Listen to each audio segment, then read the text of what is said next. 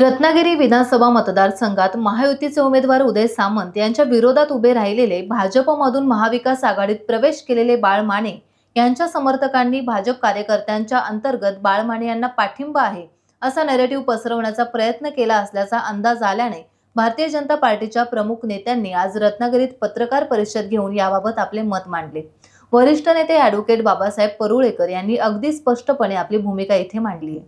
निवडणुकीला खेळण्याचा प्रयत्न विरोधी पार्टीने केला आहे, म्हणजे आम्हाला भाजपच्या लोकांचा आतून पाठिंबा आहे, ते आम्हाला सपोर्ट करणार आहेत असा एक नॅरेटिव्ह पसरवायचा प्रयत्न झाला आणि कदाचित आपल्यामध्ये प्रश्नोत्तरावरून मला वाटतं की हा आपल्यापर्यंत पण पर्क्युलेट झाला आहे, पण तो क्लिअर कट सांगितलं पाहिजे की असा कुठलाही नॅरेटिव्ह भाजपकडे आलेला नाही आणि भाजप त्याला सपोर्ट करणार नाही।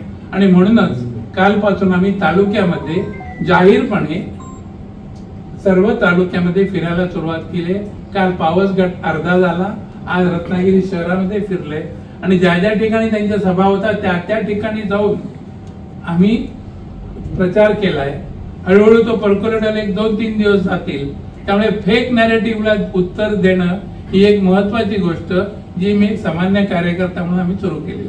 फेक नॅरेटिव्ह म्हणजे भाजपची लोक येत नाहीत, ते बाजूला राहिलेले चुपेन, त्यांचा उमेदवार त्यांच्या पूर्वीच्या पक्षात असल्यामुळे त्याला पाठिंबा आहे असं सांगणाऱ्या लोकांच्याकडनं तक्रारी आल्यानंतर वस्तुस्थिती स्पष्ट करावी म्हणून पक्षाच्या कार्यकर्त्यांनी ही मोहीम सुरू केलेली आहे। तेव्हा बाळमानेला आमच्या पक्षात असताना तिकीट मिळावं म्हणून आम्ही प्रयत्न केले, ते नाही म्हटल्यानंतर आता ते आमच्या विचारधारेच्या विरोधात आहेत म्हटल्यानंतर विरोध करणं हे आमचं काम आहे आणि मला वाटतं ह्या मी स्पष्टपणे याचा उल्लेख जाहीरपणे केलेला आहे।